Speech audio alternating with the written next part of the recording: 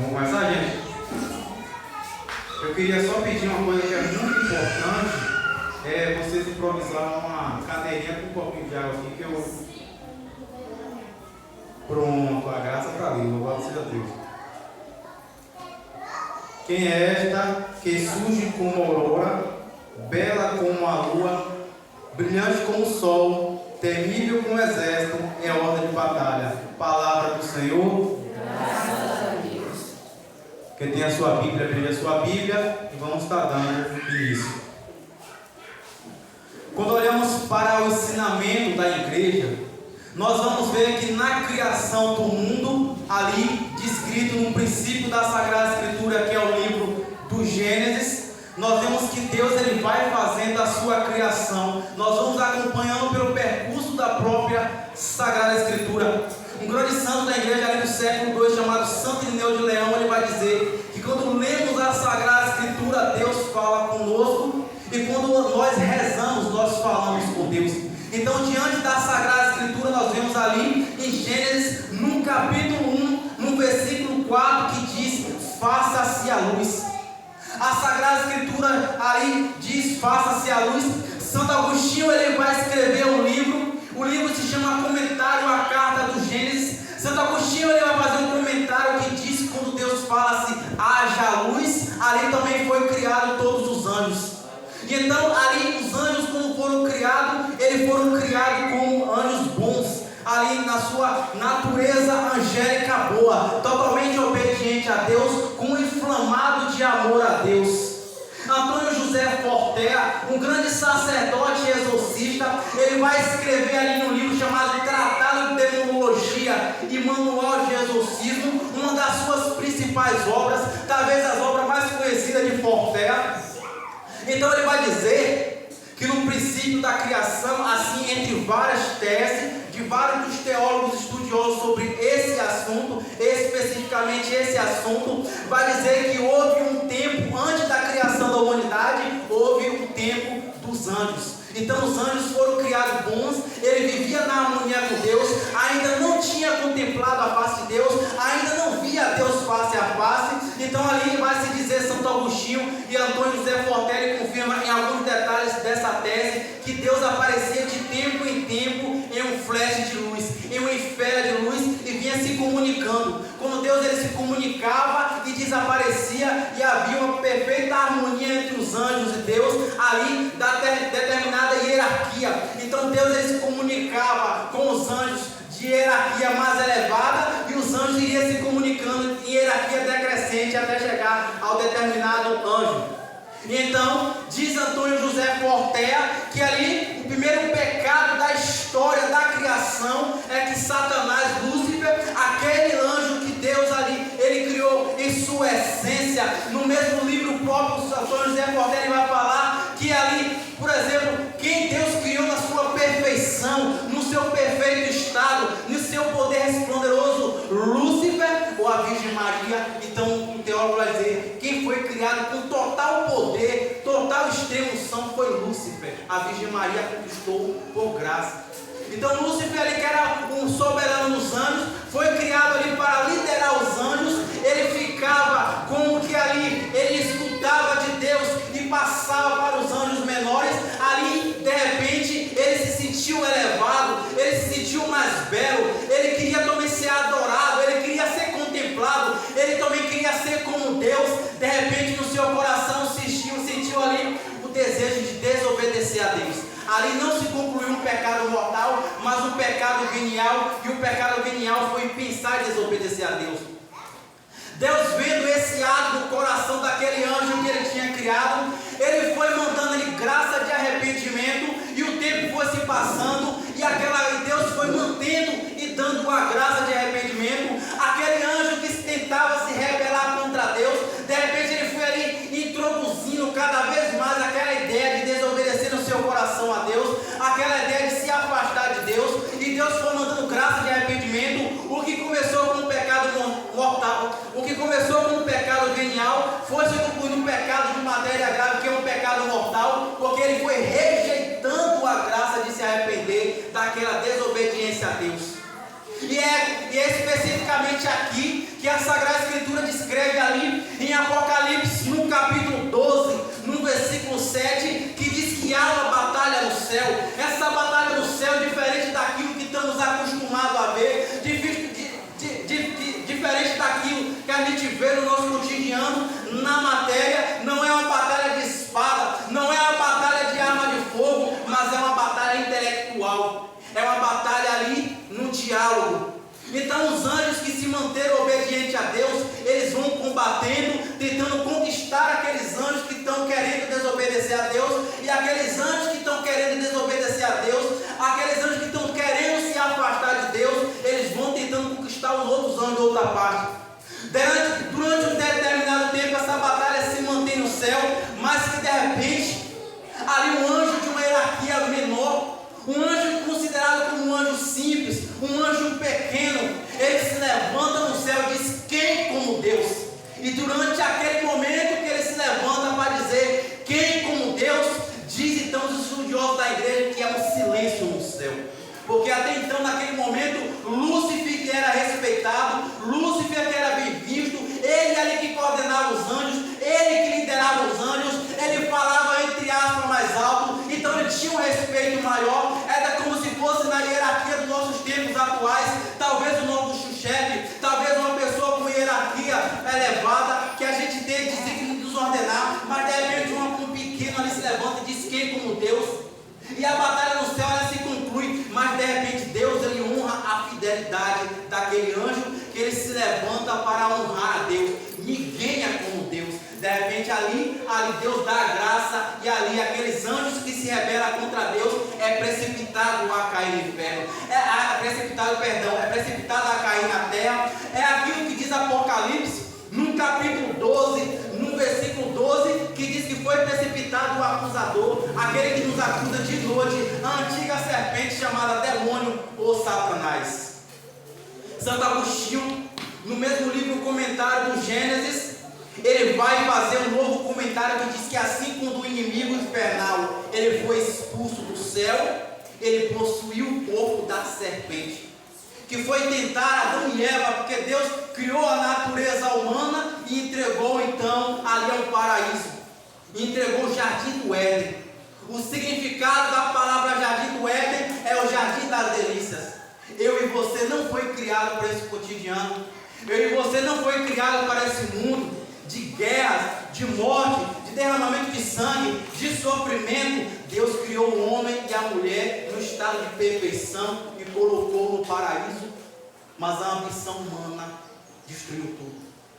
Então, Deus ali, no princípio da Sagrada Escritura, Deus ele vai e ele cria as coisas. Deus cria, faça-se a terra, faça-se a luz, e Deus vai criando. De repente Deus cria os animais, e ali em Gênesis, no capítulo 1, no versículo 26, diz que Deus modela Adão, e entrega os animais que Deus tinha criado para Adão.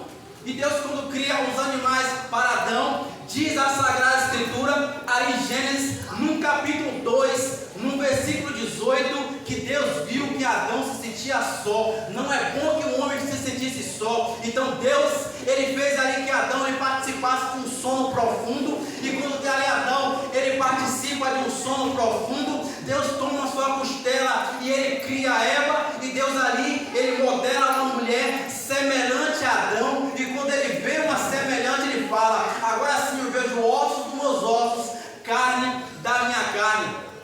Então Adão se sentiu complementado, e Deus deu o jardim das delícias para Adão e Eva, e ele colocou apenas uma ordem: coma de todos os frutos que você achar do jardim, só não come especificamente daquela árvore. E Deus deixou essa ordem. E então Deus, ele de tempo em tempo, ele vem ver sua criação. A Sagrada Escritura fala que de tempo em tempo Deus vem visitar Adão e Eva no final da tarde, na brisa da tarde. A Sagrada Escritura menciona que ali, como eu acabei de trazer a introdução, de que ali o inimigo ele possui a serpente. A serpente, diz a Sagrada Escritura, que é o mais astuto entre os animais. E então ali ele vai dialogar com Eva. E aqui abre-se aspas: não se negocia com o pecado, não se negocia com o inimigo. Quando a gente vê que aquilo é barca furada, a gente não negocia, a gente pula fora. São Felipe Neri diz que na luta contra o pecado só vence quem foge. Fecha-se aspas. E então, ali quando a Deus vem visitar ali Adão e Eva na brisa da tarde, né? Então ali a serpente chega para Eva e diz assim: é verdade que Deus proibiu de você comer de todos os frutos? Não, mas aquele fruto é bom, não nessa linguagem, entre aspas, não, mas aquele fruto é bom, e vocês se tornarão como deuses. E é o que a gente vê hoje na nossa atualidade. A tentação de homens e mulheres querendo ser como deuses, pessoas querendo se elevar por conta própria, pessoas que acham que podem viver sem Deus, e é o que a gente colhe na nossa atualidade. Então ali Eva, ela dá ouvido ao anjo maligno. Então ela come um fruto proibido. Uma vez que ela come um fruto proibido, ela oferece para o seu marido Adão, e o estado de graça e o estado de santidade perfeita é rompido no paraíso. A Sagrada Escritura fala que na brisa da tarde Deus vem visitar Adão e Eva, e quando Adão ele escuta os passos de Deus, ele se esconde, e Deus pergunta a Adão: Adão, onde é que tu está? Então Adão fala, aparece para Deus coberto com folha de figueira, e Deus fala assim: por que tu se cobriste? Por que tu teceste para ti folha de figueira? Então Adão falou: porque eu estava nu. E Deus perguntou: e quem foi que te disse que tu estava nu? De repente ali você comeu daquele fruto que eu te proibi. E Adão ele comete mais um pecado. Ele não admite aquilo que ele faz, ele coloca a culpa em Eva. Foi a mulher que tu me deste como companheira que me ofereceste. Então ali Deus pergunta para a mulher: por que você comeu do fruto que eu te proibi? A mulher também comete um pecado, ela empurra o erro para a serpente. Foi a serpente que me enganou e disse que eu poderia comer. Então Deus ele lança ali uma palavra da Sagrada Escritura que a gente vê em Gênesis, no capítulo 13, no versículo 15. Deus coloca uma palavra e também uma profecia que diz: porém, ó, entre ti e a mulher, entre a tua descendência dela, esta te esmagará a cabeça e tu ferirá o calcanhar. Na tradução especificamente do Peregrino vai dizer: e tu tentará picar o calcanhar, que a serpente jamais picará o calcanhar da mulher.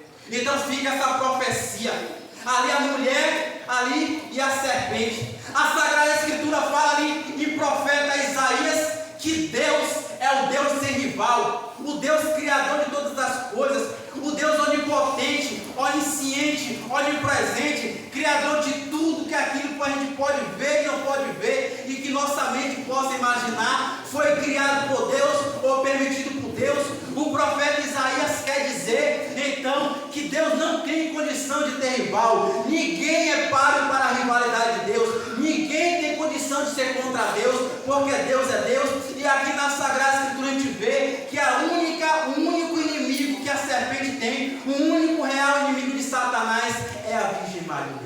E Deus ele coloca aqui essa profecia, que haja um ódio entre a serpente, entre Satanás, entre Lúcifer e Nossa Senhora, entre a descendência da Virgem Maria, a qual eu já contemplo uma descendência da Virgem Maria diante dos meus olhos, e a descendência do inimigo, a descendência do anticristo, a descendência daquele que se opõe à igreja, a descendência daquele que se opõe a Deus e à vontade de Deus.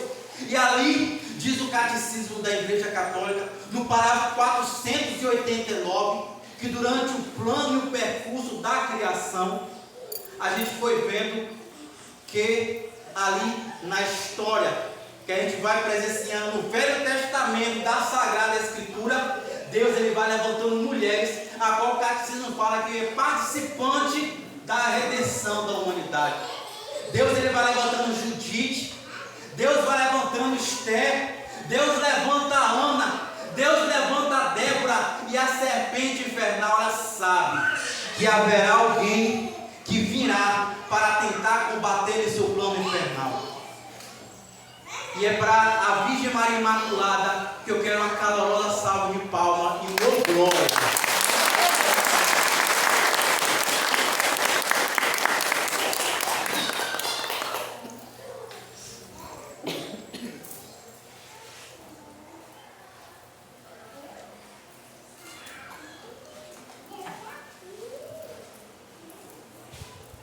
Santo Afonso Maria de Ligório, ele vai dizer assim: que uma virgem, filha de São Joaquim e Santa Ana, então Joaquim e Ana, pais estéreis que não podia ter filho, e então ali, por uma graça de Deus, consagra o primeiro filho que sai do seu ventre a Deus. E então, ali de repente, aquela mulher fica grávida. Santo Afonso Maria de Ligório fala que há algo de especial no ventre daquela mulher. Dentro do ventre da sua mãe, a Virgem Maria já tinha total uso da razão, o dom da ciência infusa, o total livre raciocínio. Aquela criança, com uma promessa, é deixada na idade de 3 anos no tempo. Ela vai aprendendo no tempo, ela vai ali se inspirando a servir a Deus, ela vai aprendendo com os rabinos da época, ela vai compreendendo. Naquele tempo, aprender a ler e escrever era uma coisa rara. Naquele tempo, compreender as escrituras era uma coisa extremamente difícil. E ela vai dominando ali o entendimento da Torá, do conhecimento. Ela vai ali com sua inteligência sobrenatural, entendendo aquilo que se passa na história da humanidade. Ela chega ali e contempla de repente o profeta Isaías ali no capítulo 7, no versículo 14, que dá uma profecia que diz assim: eis que uma virgem virá e conceberá e dará a luz a um menino que se chamará Emanuel, que quer dizer Deus conosco. Ela olha para aquela passagem, ela vê que ela teve condições de participar daquela passagem, mas a humildade profunda de união com Deus, ela se sente: eu não sou digna, eu não sou capaz, eu não sou essa escolhida. De repente, ali nós vemos que a Sagrada Escritura narra, ali Evangelho de São Lucas, no capítulo 1, no versículo 28, um arcanjo. A Sagrada Escritura fala ali no livro de Daniel, no rodapé, algumas das Sagradas Escrituras no rodapé do livro de Daniel vai dizer que os arcanjos, um dos 7 que fica na sala do trono de Deus, ele aparece para ela. E quando ele aparece para ela, ele olha para ela, ele fica como que pasmo, ele fica como que em silêncio, ele fica como que observando, porque ele olha para aquela menina, ele vê um amor sobrenatural, ele olha para aquela menina e ele consegue ver algo de diferente que ele não viu nem nos anjos e nem na humanidade. A Sagrada Escritura fala ali no livro de Apocalipse, no capítulo 5, que há milhares de milhares, miríades e miríades de anjos, uma quantidade incontável. A Sagrada Escritura conta ali no livro de Apocalipse que uma terça parte dos anjos decaídos caiu e uma parte muito maior ficou no céu. É muito incontável do que a raça humana, é muito mais anjo do que nossa mente humana pode imaginar. E ele viu naquela menina um amor que nenhum ser humano e nenhum anjo pôde desenvolver a Deus. Aquela menina, aquilo que é descrito entre um dos 4 dogmas marianos, que ela foi conservada no ventre da sua mãe sem pecado. Ela foi conservada, ela foi escolhida. Santo Afonso Maria de Ligório vai dizer: quem de nós é capaz, quem foi de nós capaz de escolher a nossa mãe? O santo responde: nenhum de nós foi capaz de escolher a sua mãe, mas Jesus escolheu aquela predestinada para ser sua mãe. E é para essa predestinada tão imaculada que eu quero uma salva de palmas para a Imaculada.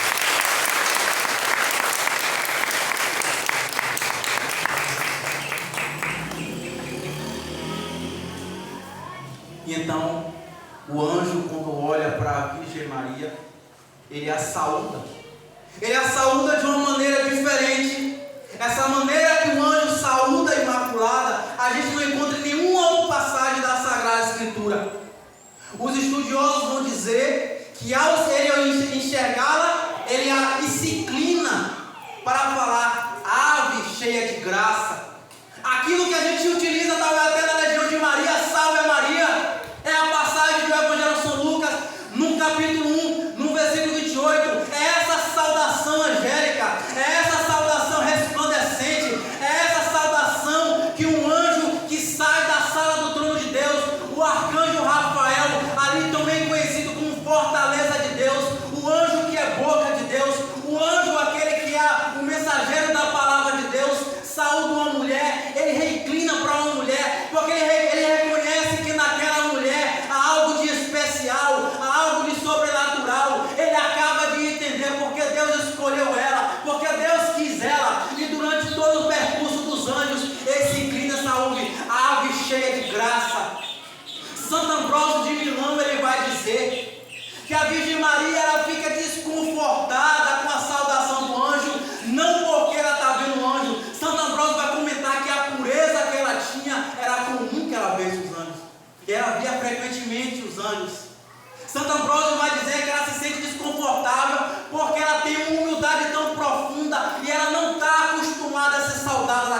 maneira e ela se sente digna de ser saudada daquela maneira. Então Santo Ambrósio vai dizer que ali se faz parte da humildade da Virgem Maria. São Bernardo de Claraval, ele vai compartilhar da mesma intimidade de Santo Ambrósio. Ele fala que da pureza da Virgem, ela já via os anjos, mas não esperava ser saudada daquela maneira. Então a Virgem Maria, ali como uma mulher prudente, como uma mulher inteiramente unida a Deus, ela tem a prudência de parar para pensar, para meditar em seu coração. E é aquilo que diz o Evangelho de São Lucas, no capítulo 1, no versículo 37, ela diz assim: eis aqui a escrava do Senhor, faça-se em mim segundo a tua palavra. E a Sagrada Escritura fala que o anjo, ele se afasta dela. E quando o anjo se afasta dela, é ali interessante destacar essa passagem também da leitura, que ela fala assim: como se dará isso, porque eu não conheço um homem algum? Quando o anjo ele vai fazer essa saudação e trazer essa proposta do Filho de Deus para a Virgem Maria, é muito importante destacar que ela já estava prometida em casamento. Ela já estava prometida em casamento, ela já praticamente era mulher comprometida. Pela lei de Moisés, uma mulher que era apanhada em adultério, ela morria em apredejamento. A Virgem Maria, ela não pensou nas consequências. Quando o anjo aparece para ela, os estudiosos do livro apócrifo da igreja vai dizer que ela tinha por cerca da idade de 14 anos quando o anjo a saúda. Ela já era prometida em casamento. Imagine você, mulher, que já tem sua vida organizada, já é noiva, o marido já está preparando a casa, sua mãe animada, todo mundo falando em casamento e de repente você aparece grávida. A Virgem Maria, será que ela não pensou nessa possibilidade de ser aprodejada? O risco que ela correria? Mas ela não pensou duas vezes. Quando se trata do plano de Deus, da vontade de Deus, ela se entregou a Deus, ela se ofertou a Deus, e ela com humildade extremamente, ela se coloca não como serva, ela não se coloca não como superiora, ela não se coloca não como autoritária, mas ela se coloca como escrava, abaixo até de um servo, abaixo até da postura de um empregado, como uma escrava. São Luís Maria Guion de Montfort, ele vai colocar especificamente que o servo, no Tratado da Verdadeira Devoção, ele vai colocar assim, que o servo, ele serve ao seu Senhor por um determinado tempo, mas ele um dia vai alcançar a liberdade. E o escravo não. O escravo ele não se manda, o escravo ele obedece, o escravo não tem livre-arbítrio nem sequer para saber aquilo que vai pedir. É escravo. É aquilo que a gente coloca na nossa consagração como coisa e não como filho. Porque a gente é coisa. E hoje se vê uma mudança, não quero ser filho. Mas se Maria se colocou como escrava, eu vou dizer que eu sou filho? Então a Virgem Maria é a perfeição do exemplo de humildade. Nós vemos agora a missão que ela assume. A missão que ela assume e de repente ela se faz grávida. São José, quando descobre ali a verdade, ele pensa em ali e abandoná-la. Santo Tomás de Aquino, ele vai colocar que o anjo que veio a São José, por resposta de Deus, ele veio especificamente pela preocupação de São José, como um homem totalmente de Deus, totalmente escolhido por Deus em toda a eternidade. Ele pensa em abandonar esse silêncio para não causar escândalo. E isso é o verdadeiro amor. Ainda na desconfiança, ele, confiando nela, queria abandoná-la no silêncio. O anjo aparece para ele e então ele decide ficar. Quando a gente olha para o Evangelho de São Lucas, ali no capítulo 2, nós vemos que a Virgem Maria e a criança é flagrada por uma profecia, que essa criança será motivo de contradição, e uma espada de dor vai ultrapassar a alma dela. Nossa Senhora, com os dons do Espírito, Nossa Senhora que foi revestida do Espírito, Nossa Senhora que foi filha de Deus Pai, mãe de Deus Filho e esposa do Espírito Santo, ela, claro que ela sabia de tudo que iria acontecer, e ela guarda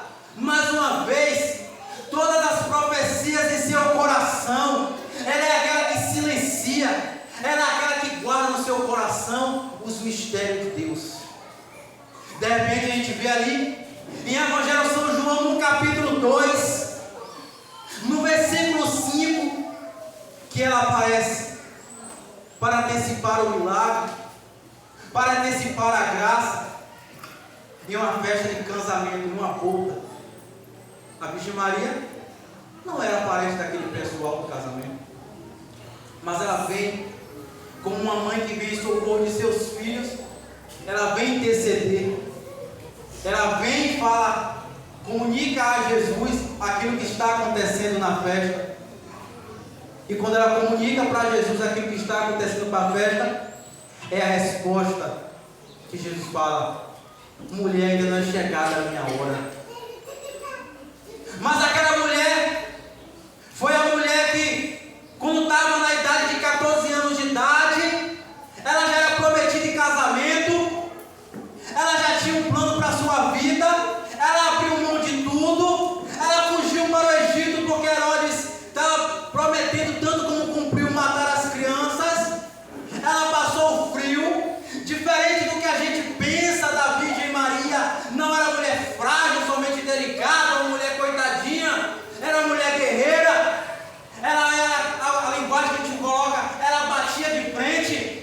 Ela foi ali para o Egito, grávida, ali no lombo de um jegue, no lombo de um animal, talvez atravessando o deserto, a tempestade, a fome, a dor, o cansaço. Para cada uma de vocês que são mulheres e é mãe, sabe do que eu falo. E ela abriu tudo mão também com aquela profecia de São Simão, assim como Abraão ofertou Isaac, a Virgem Maria ofertou Jesus no Calvário. A Virgem Maria ofertou seu filho, ela sabia o que esperava seu filho. E a gente vai entender aquilo ali quando a gente olha para o Evangelho de São João, no capítulo 19, no versículo 25 e no versículo 26, que Maria foi aquela que ficou de pé diante da cruz, a maior cruz que a humanidade já teve sobre a terra. A única que ficou de pé ao lado do discípulo amado foi a Virgem Imaculada. Maria ficou de pé diante do sofrimento. Ali, quando a gente olha para o Evangelho de São Lucas, diz que Jesus, no jardim do Horto dos Oliveiras, ele suou sangue. Jesus, ele passa ao extremo do sofrimento, há uma batalha espiritual, há uma treva que consome aquele lugar. E Jesus, ele fala para Deus: Pai, se é de tua vontade, aparta de mim esse cálice. E Deus fala a Jesus ali consciente a vontade de Deus. Jesus, primeiramente, ele vai em sentido ao holocausto da humanidade, por obediência a Deus. Jesus que é ali levado, Jesus que é açoitado, Jesus que é flagelado, Jesus que é zombado. Então ali Santa Brígida vai dizer que nenhum osso de seu corpo ele fica intacto. Ali, quando Jesus é levado para ser açoitado, tem-se então um soldado maior, com maior estatura, com a mão direita, e outro soldado menor com a mão esquerda, para que não fique nenhuma parte do seu corpo sem que passe pelo flagelo, nenhuma parte do seu corpo que não seja quebrado os seus ossos, nenhuma parte do seu corpo que não sinta a dor, e aquela dor foi por mim e por você. E Maria sabia de tudo. Como uma mãe, ela contempla o sofrimento do seu filho. É aquilo que São Simão testemunhou em Evangelho de São Lucas, no capítulo 2, que a espada de dor transpassaria a sua alma. É aquilo que os santos falam. Aquilo que Jesus sentiu na carne, a Virgem Maria sentiu no coração. Ela consumou. E diferente de nós, que muitas vezes, com pequena tribulação, murmuramos, na pequena tribulação abandonamos a Deus, foi-se o amor que tínhamos por Deus. A Virgem Maria sofria no extremo silêncio, na virtude impetuosa da fortaleza. Ela olhava para o seu filho chagado. A Sagrada Escritura fala em profeta Isaías, no finalzinho do capítulo 52 e no capítulo 53, que tão desfigurado ele estava que tinha perdido a aparência humana. E ela ali de pé, ela olhava para o seu filho,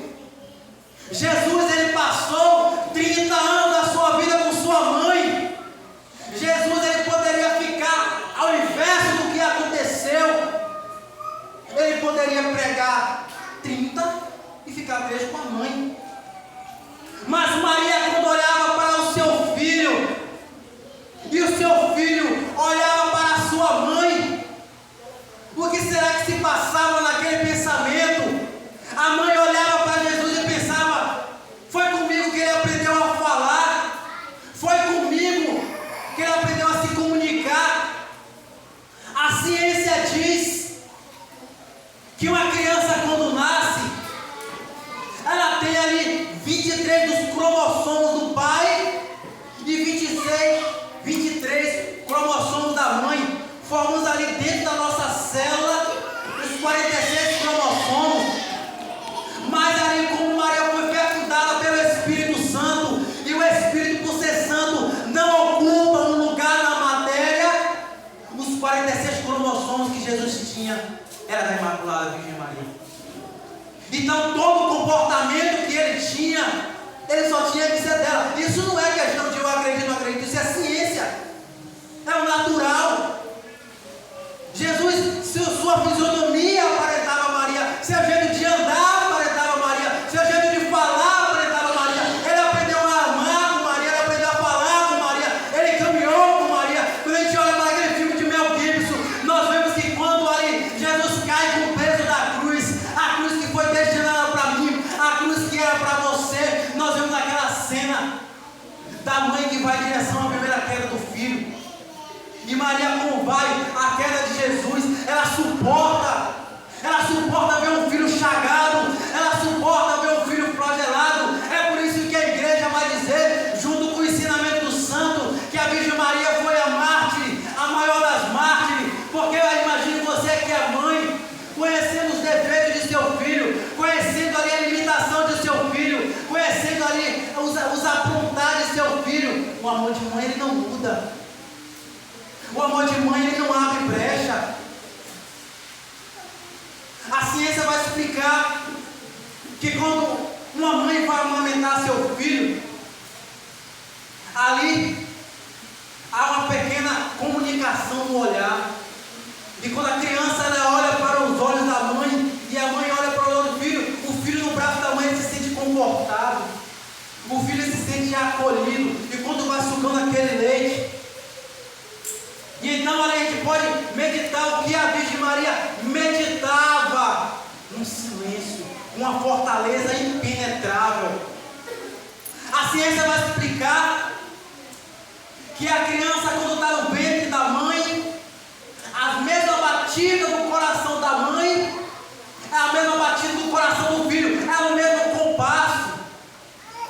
Então a criança, quando está no ventre da mãe, ali uma união, compartilha do alimento, compartilha do sentimento, compartilha do que se sente, do que se pensa. A criança sente tudo. Tanto é que a mulher, quando está grávida, se evita está estressando, está tudo isso, porque a mãe sente aquilo que o filho sente. E a Virgem Maria, olhando aquela dor daquele seu filho, ela meditava tudo e suportava sobrenaturalmente. Mas a palavra de Deus vai dizer que ali aquela Virgem Imaculada, não como uma mulher simples, não como uma mulher pequena, frágil, mas foi aquilo que eu introduzi para vocês da Sagrada Escritura. Esta é a mulher que diz aqui, surge como aurora, ela é bela como uma lua, ela é brilhante como o sol, ela é terrível como um exército em ordem de batalha, em prontidão para vencer o mal. É aquilo que narra no livro do Apocalipse, no finalzinho do capítulo 11, que vai dizer que abriu-se a arca no céu.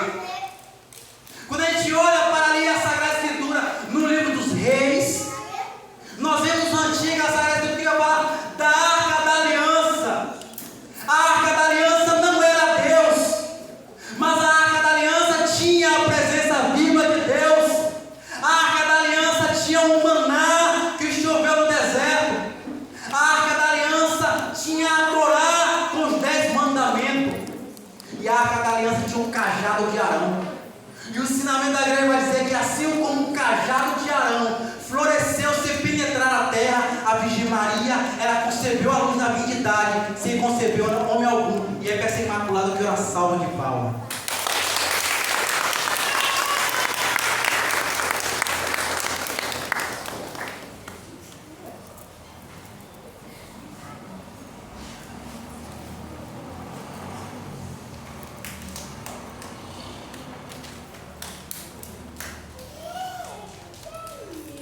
E a cara de vocês, o que é que eu vou falar agora?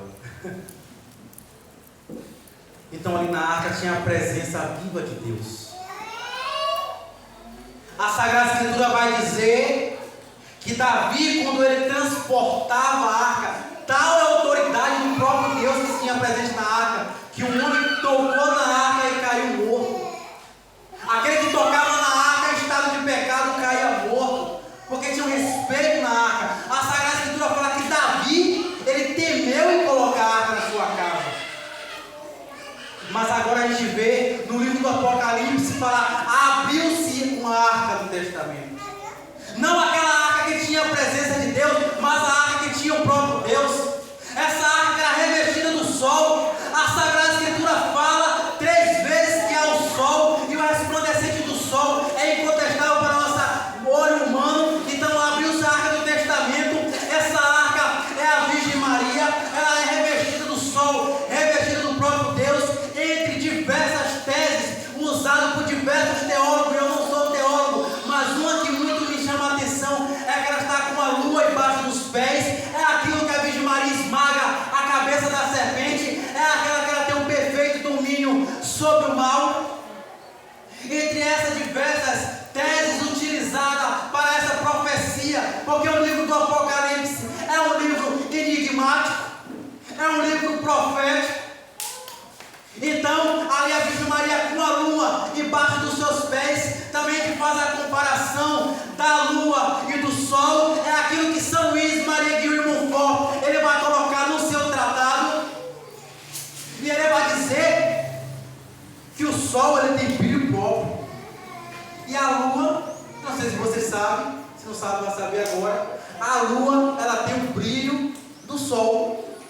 A beleza da lua não é uma beleza própria, é uma beleza do sol. Então quando a gente contempla uma lua cheia, por exemplo, ali, aquele resplandecer da lua é o brilho do sol. Então São Luís, ele vai fazer essa comparação com a Virgem Maria. A Virgem Maria é como essa lua, e Deus é como o sol. Tudo que a Virgem Maria faz, tudo que ela resplandece, o brilho não é dela, a glória não é dela, ela vem de Deus. Então, como aquela que foi ali predestinada, como diz o Evangelho São João, no capítulo 19, no versículo 25, no versículo 26, que ali quando Jesus, ele entrega Maria para a humanidade, João, ele prefigura toda a humanidade. Então ali Maria, ela passa a ser também nossa mãe. São Luís Maria Guilherme Montfort, ele vai fazer uma comparação. Se assim quando a mãe dá luz ao filho, a mãe que é mãe de todos os filhos, e a igreja vai dizer que Maria, que é a mãe de Jesus, Maria é a mãe da igreja. Então em Colossenses, ali no capítulo 1, no versículo 18, vai dizer que Cristo é a cabeça do corpo, que é a igreja. Então ali vai dizer também o ensinamento da igreja, que nós somos o corpo de Cristo, nós somos o corpo da igreja, onde Cristo é o cabeça. São Luís, ele vai fazer essa comparação. Assim como Maria é mãe do cabeça, seria uma monstruosidade se ela não fosse mãe dos membros, que somos nós. Então quando a gente é batizado na igreja, nós tomamos Deus por pai e Maria por mãe, porque Maria, que é mãe do cabeça, também ela é mãe dos membros. Ali no campo espiritual, é aquilo que fala o apóstolo São Paulo em 1 Coríntios, no capítulo 15, que diz que foi dada a luz a uma multidão de uma só vez. Maria, ali com aquele facilício, segundo a vossa palavra, ela participou disso. São João Bosco vai dizer que Maria foi aquela escada que uniu o céu com a terra. Maria, ela foi essa predestinada que uniu o céu com a terra. E quando ela deu sim para Jesus, aqui que está o toque especial. Quando Eva, ela deu sim para um anjo, que foi Satanás, as trevas, fechou o céu e abriu o inferno, onde toda a humanidade era condenada. Por isso que Deus Pai viu a necessidade de uma redenção. Mas quando Maria também dá um sim a um anjo, fecha-se o inferno e abre o céu, e abre a esperança para a humanidade. É aquilo que Santo Irineu de Leão vai dizer, O contrário de ave é Eva. E Maria, o nó da desobediência de Eva, ele é novamente atado pela obediência de Maria. Então Maria, ela faz parte dessa redenção. Mas olhando aí, voltando para o tema do Apocalipse, nós vemos Apocalipse ali no capítulo 12, no versículo 17, que diz que o dragão, a antiga serpente ou Satanás, é aquela profecia do princípio do livro da Bíblia, que é o Gênesis. Aquela serpente, ela tomou forma e se tornou um grande dragão. E agora ali, aquilo que disse que, porém hoje de ti a mulher é a tua descendência e a dela, a mesma descendência que fala do livro do Gênesis, no capítulo 3, no versículo 15, nós vamos entender perfeitamente agora em Apocalipse, no capítulo 12, no versículo 17, que diz que o dragão, ele foi perseguir a mulher e os filhos da mulher, que ali obedecem os 10 mandamentos de Deus. E esses filhos somos nós. É aquilo que fala em Evangelho São Lucas, no capítulo 1, no versículo 48, que diz: eis que lhe proclamarão bem-aventurada entre todas as gerações. Passou a geração da Imaculada, veio a geração seguinte, e eu estou vendo uma geração que ainda proclama Nossa Senhora como bem-aventurada, e eu quero a calorosa salva de palmas para a vida da minha vida.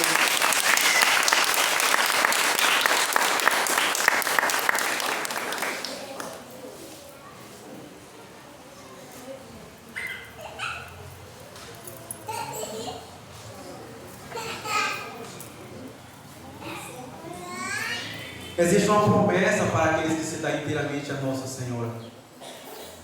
Eu iniciei essa pregação ainda falando, e para dar continuidade nessa pregação, não poderia deixar de fora 2 testemunhos que ela tocou na minha vida.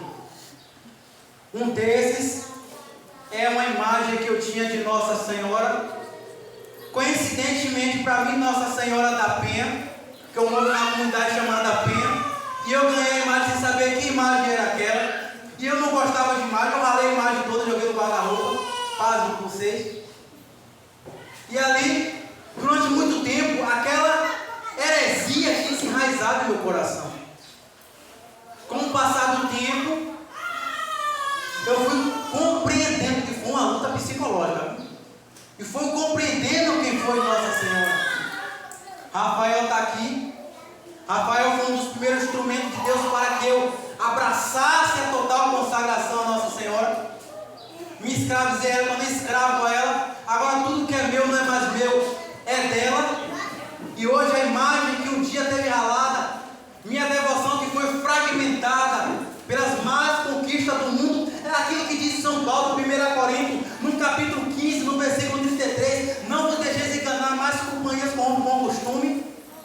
Hoje a imagem ela ocupa o centro da minha casa. A minha vida é toda dela. E é por essa graça na minha vida que eu quero a salva de palmas.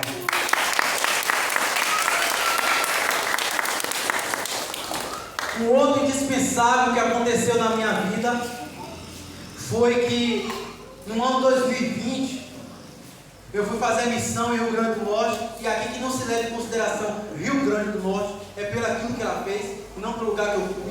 Ele só faz aquilo que ela quer, como quer, quando quer, porque o cabeça da igreja é Cristo. Ele faz o que ele quer, com quem ele quer, quando ele quer.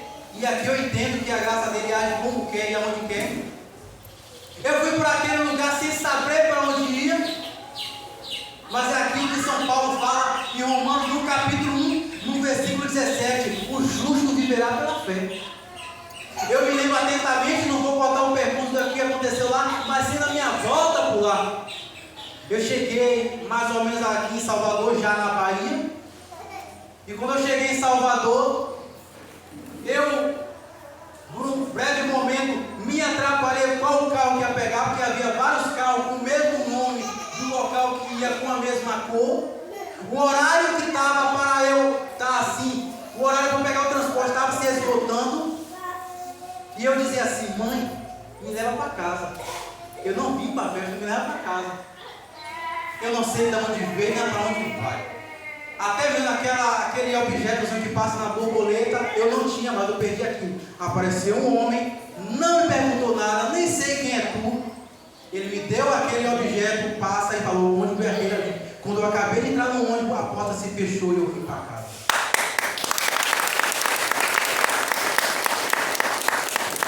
Quando eu cheguei aqui na cidade de Cruz das Almas, eu já tinha gastado todo o dinheiro, muito esperto. E eu digo, e agora como eu vou para casa? Meu coração abrasado da fé. Acredite, eu digo, Nossa Senhora vai me levar para casa. Eu conheci um amigo que era do mundão, assim como eu fui, assim como ele me resgatou. Eu tenho muita fé que Nossa Senhora vai resgatar ele. Não falei nada para ele, ele me viu com as costas, está indo para casa. Está para casa de Deus, para casa de Deus, estou indo para casa. Esse cara é doido, meu, tudo é. Monta na minha moto, vou te dar a carona até em casa. E ele me levou para casa. E assim se concluiu, a minha mãe me levou para casa. E é isso que Nossa Senhora quer de Deus, uma fé abrasadora. Não diferente, eu fui fazer missão num lugar aqui, na região do Guaí, São Roque, oportunidade. Cheguei na cidade de Maragogipe, os transportes já tinha ido pelo horário que eu cheguei. E eu falei assim, mãe, me leva para casa. Eu peguei o transporte, nada a ver com o meu destino. Nada a ver com o meu destino. Coisa que qualquer um manda me dizia, é uma loucura, tu está pegando o carro para outro lugar. Eu digo, Nossa Senhora vai me levar para casa. A inspiração para entrar nesse ônibus aqui. Eu saltei do ônibus, um outro carro me deu carona, um outro carro me deu carona, uma moto me deu carona. Eu parei na entrada da minha comunidade. E Nossa Senhora me levou para casa. Porque isso é uma vida de quem se abandona a ela. É aquilo que São Luís coloca no seu tratado da verdadeira devoção. É uma máquina de tornar santo. E um tema que me foi me dado, o valor de uma devoção imaculada à Virgem Maria. E esse aqui o que eu quero passar, é se abandonar inteiramente a ela. É se consagrar a ela. É aquilo que São Padre Pio de Pietrelcina vai dizer, que o caminho curto e seguro a Deus é a Virgem Maria. São Luís Maria de Montfort também ele vai repetir essa verdade. É aquilo que é se abandonar inteiramente a ela. É entender nossas limitações. É compreender o quanto a gente é pequeno, o quanto a gente é falho. Não quer dizer que você, quando se consagrar a Nossa Senhora, não vai pecar, não vai cair, não vai fraquejar, não. É diferente aquilo que São Luís ele coloca até no seu tratado. É aquilo que agora é diferente, a gente tem uma mãe. E o profeta Isaías vai dizer assim: se em algum momento a tua mãe te abandonar, eu, teu Deus, jamais te abandonarei. E quando a gente se aproxima da Virgem Maria, a gente sabe que há uma perfeita união com o Espírito Santo de Deus. E o Espírito Santo de Deus é Deus. Então, se entregando a ela não tem erro. Durante os 2000 anos da trajetória da nossa igreja, nós vemos quantos santos foram por ela, quantos consagrados foram a ela. O que dizer de Santa Inês? Santa Inês, que na idade de jovem ela atormentava frequentemente por demônios. Ela escutou como que no teu ouvido consagra-se a Santíssima Virgem. E quando ela se consagra à Santíssima Virgem, colocando uma cadeia de ferro em seu pescoço, ali Santa Inês, ela passa a gozar de uma paz e tem ali um crescimento espiritual e morre em odor de santidade. O que dizer de São Padre Pio de Pietrelcina, que confessava, talvez um absurdo para a nossa limitação humana, confessava 18 horas por dia, e na porta do seu confeccionário ele tinha uma frase de São Bernardo de Claraval que dizia: a razão das minhas razões é a Virgem Maria. São Padre Pio, um homem que passou 50 anos da sua vida com a chaga de Cristo, que ali experimentou do sobrenatural da dor, um homem inteiramente dedicado a Nossa Senhora, um homem totalmente que não confiava em si, mas em Nossa Senhora.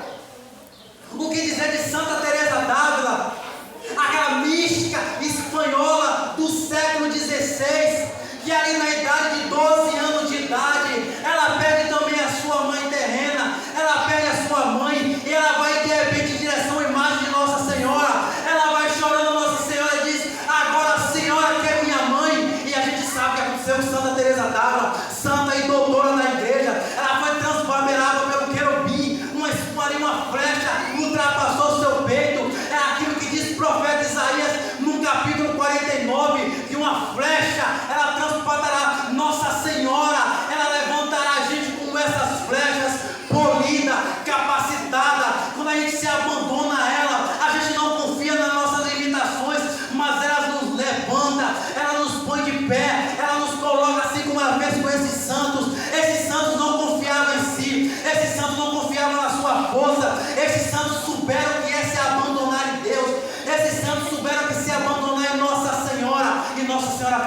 gente conhece Santa Teresa d'Ávila, aquilo que ela escreve sobre a sétima morada, aquilo que ela experimentou sobre o estado da mística, o que é a união com Deus, o que dizer de tantos santos que cresceram com ela, o que dizer de São Bernardo de Claraval, um homem que na idade de 23 anos já tinha 700 filhos espirituais, um homem que era inteiramente dedicado a Nossa Senhora.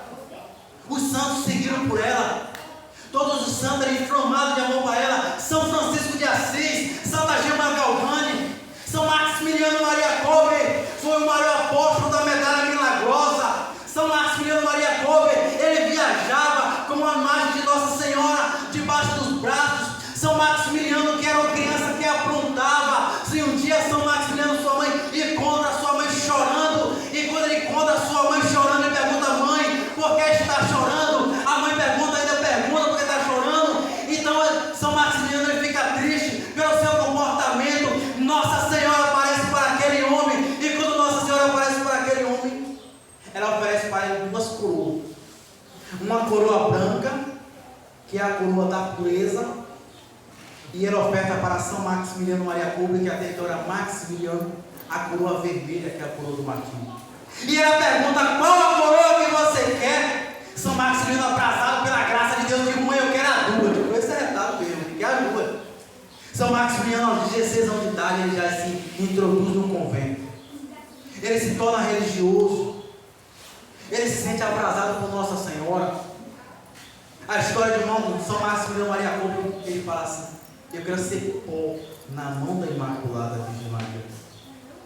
Aquele homem, ele é capturado e é colocado no buque, que é uma prisão subterrânea interna, ali no tempo que se matava com gás lacrimogêneo, no campo de concentração.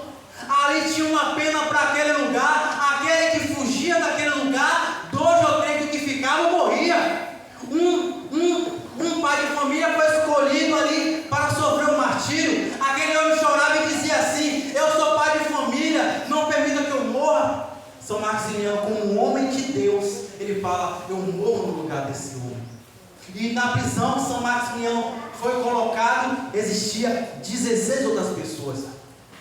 Aquele homem sobreviveu 16 dias sem comer e sem beber, esperando cada pessoa que morresse antes que ele, para que ele convencesse a ter uma confissão e uma absolvição dos pecados. Morreu todas as pessoas. São Maximiliano resistiu até o final. Então foi introduzido nele uma injeção ali para que ele morresse. E quando ele morreu, ele falou para aquele que queria matar: coloca a injeção aqui no lado esquerdo. E ele pergunta: por que no lado esquerdo? Um homem inteiramente consagrado a Nossa Senhora, ele fez assim: você me mata com sua mão, e com a mão direita eu te absolvo dos seus pecados. São Maximiliano morreu, foi queimado, e seu pó foi jogado no vento, como a própria Igreja tinha lançado. Ele se tornou pó na mão da Imaculada Virgem Maria. Não tenha medo de se dar a Nossa Senhora. Não tenha medo de abraçar a devoção ao Santo Rosário. Eu creio que não tenho tempo aqui para falar de todas as devoções, mas o que dizer de São Domingos de Gusmão, com a devoção ao Santo Rosário? O que dizer de São Simão Stock, aquele carmelita que fazia penitência dentro do tronco de uma árvore, e Nossa Senhora ofertou ele escapulário? O que dizer então de tantas e tantas devoções, como Santa Catarina de Labouré, aquela que Nossa Senhora introduziu a medalha milagrosa? O que dizer da aparição de Fátima em 1917, que Nossa Senhora fala que muitas almas estão indo para o inferno, e o mundo está tentando combater, a achar que não, o pecado não é bem assim, eu posso pecar à vontade. Nossa Senhora apareceu para 3 crianças, a mais nova tinha 7 anos de idade. Aquela criança fazia penitência absurda, que era Francisco. Francisco era como uma criança totalmente devota a Deus. Eles começam a perguntar a Nossa Senhora, essa parte quando eu li eu chegava a achar graça. Jacinta vai para o céu? Vai para o céu. Francisco vai para o céu? Um menino com 7 anos de idade. 7 anos de idade. O que é que aquela criança fazia no meio de mato para ter pecado? Nossa Senhora precisa rezar muito para ir para o céu. E eu, e vocês, que a gente acha assim: porque eu rezei um rosário, já estou no céu. Não está não, gente. Não está não. A gente precisa amar Nossa Senhora. A gente precisa ir para Nossa Senhora. mas precisa ir por meio de Jesus a ela e ela a Jesus, que ela jamais vai ser contra Jesus. Nossa Senhora mostra o inferno para aquelas 3 crianças. Nossa Senhora mostra o inferno para 3 criancinhas. E hoje na igreja, quando se cala em falar do inferno, as pessoas acham que é a gente que somos perversos, é a gente que só fala de pecado. Não é a igreja. É o inimigo, uma antiga serpente que tenta bombardear a mente da pessoa a não entrar na verdade, a não entender a verdade. Nossa Senhora mostra o inferno para aquela criança. Jacinta e Lúcia fica perplexa e aquela criança não mais sorriu, preocupada em fazer penitência pelos pecadores, em rezar pelos pecadores. E às vezes a gente tem uma dificuldade de rezar. Não vou rezar para fulano, não vou rezar para o Vestano. Diz a Sagrada Escritura em 1 Pedro, no capítulo 4, no versículo 8, diz que a caridade cobre a multidão de pecados. Todo ato de caridade é bem-vindo. Se você entrar na igreja, ou se mantiver na igreja, ou quiser uma devoção à Virgem Maria, querendo um reconhecimento, querendo um aplauso, querendo ser visto, jamais você chega no céu. Porque isso é das pessoas carnais.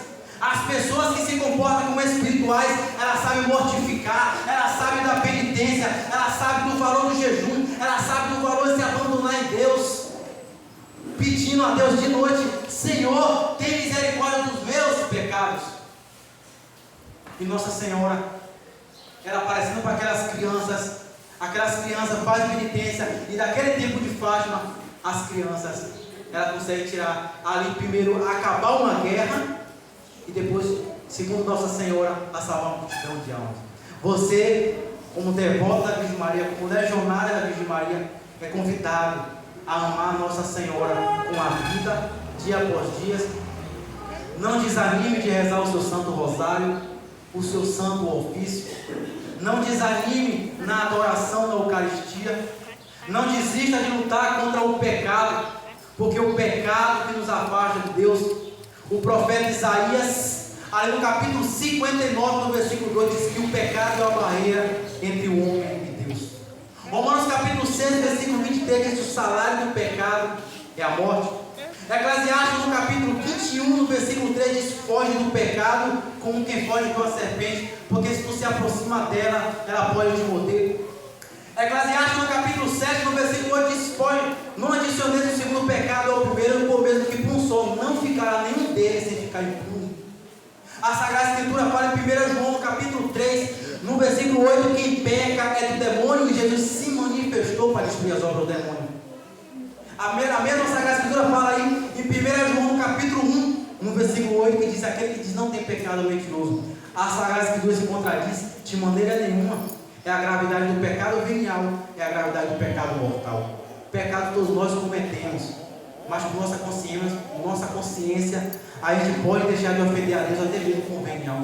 A gente pode evitar de mentir. Por que a gente mente? A gente pode deixar de pegar até uma fruta no vizinho que a gente mente. Talvez a pessoa fale assim: isso é um exagero. Talvez sim, e talvez não. O que te impede de evitar? Que a gente possa cada dia que passa crescer em Deus, pelo testemunho do santo, pelo testemunho da Imaculada, amar Jesus, amar Nossa Senhora, colocar Santo Rosário e amar a Virgem Maria com a vida, porque o caminho curto e seguro para a salvação eterna é ela, por meio de Jesus. Amém, povo de Deus? Amém. Salve, Paulo.